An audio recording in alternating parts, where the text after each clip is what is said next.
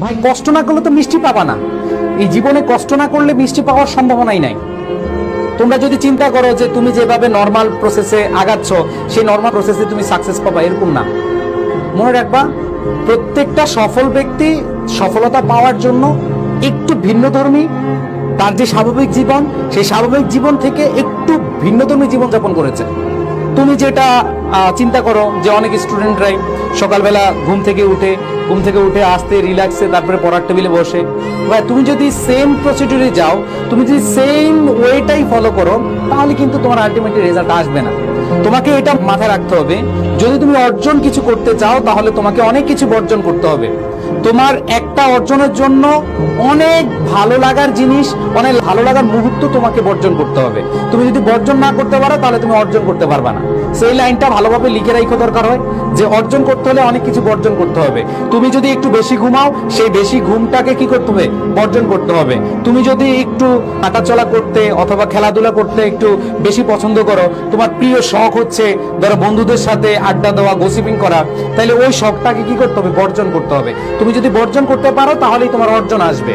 So এখন থেকে, আজকে থেকে, যেহেতু তোমাদের হাতে ভালো একটা সময় আছে, আমি যে রুটিনটা করে দিয়েছি এই রুটিনটা তোমরা যারা পেইড ব্যাচে আছো ভাইয়া সবাই ম্যানেজ করার চেষ্টা করবা, সবাই মেনটেন করার চেষ্টা করবা। এবং প্রত্যেকের কাছে আমার একটাই চাওয়া থাকবে, তোমরা ন্যূনতম 10টা দিন টার্গেট নাও। 10টা দিন টার্গেট করে এইভাবে পড়তে থাকো, তারপরেই কিন্তু তুমি বুঝতে পারবা যে তোমার আসলে ইমপ্রুভমেন্ট কেমন হচ্ছে। আর মনে রাখবা, হাল ছেড়ে দিবা না। যদি হাল ছেড়ে দাও তোমার সাকসেস আসবে না, তুমি যতই ভালো স্টুডেন্ট হও। তুমি যদি এখানে যারা আছো, অনেকে বলো ভাই আপনাদের সাথে থেকে আমার মোটামুটি প্রিপারেশন 80% কমপ্লিট হয়ে গেছে অথবা 100%ই কমপ্লিট হয়ে গেছে, আমার আর আসলে ভাইয়া পড়তে ভালো লাগে না, আমি তো চান্স পেয়ে যাব। আমি তোমাকে বলছি, তুমি যদি মনে করো যে তোমার প্রস্তুতি শেষ, তুমি সবকিছু শেষ করে ফেলছো, হ্যাঁ আমি বলবো হ্যাঁ তোমার প্রস্তুতি শেষ, বাট তোমার কোনো বন্ধু যদি আজকে থেকে শুরু করো পরীক্ষার আগ পর্যন্ত প্রিপারেশনটা নেয়, সেই বন্ধুটাই চান্স পাবে, তুমি চান্স পাবা না।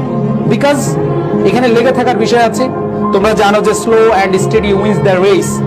অনেকে কি করো, তাড়াহুড়া করে প্রস্তুতি নাও, তাড়াহুড়া করে প্রস্তুতি নেওয়ার দরকার নাই। তুমি হচ্ছে শেষ পর্যন্ত লেগে থাকো, তোমার রেজাল্ট আসবে। আর তুমি তাড়াহুড়া করে প্রস্তুতি করে প্যাকিং করে বসে আছো, তোমার কিন্তু ভালো রেজাল্ট আসবে না। সো প্রত্যেকে এই কথাগুলো মাথায় রাখবা, যে রুটিনটা দিয়েছি সেই রুটিনটা ফলো করার চেষ্টা করবা। তোমার অর্জনকে তোমার নিজের করে নিতে হলে তোমাকে অনেক কিছু বর্জন করতে হবে, অনেক ত্যাগ তিতিক্ষা সইতে হবে এবং লেগে থাকতে হবে, তাহলে কিন্তু সফলতা আসবে। এই শেষ মুহূর্তে তোমার সাথে নিজের সাথে জেদ করো, নিজের সাথে জেদ করে তোমার ঘুম থেকে উঠতে পারো নাই, 6টা থেকে ঘুম থেকে উঠতে পারো না, তাহলে চ্যালেঞ্জ নাও, আমি 6টায় ঘুম থেকে উঠবো। 1 দিন 2 দিন 3 দিন 5 দিন 7 দিন এরকম ভাবে চ্যালেঞ্জ নাও, দেখবা যে তোমার ঘুমই তোমার চোখের সামনেই আসবে না।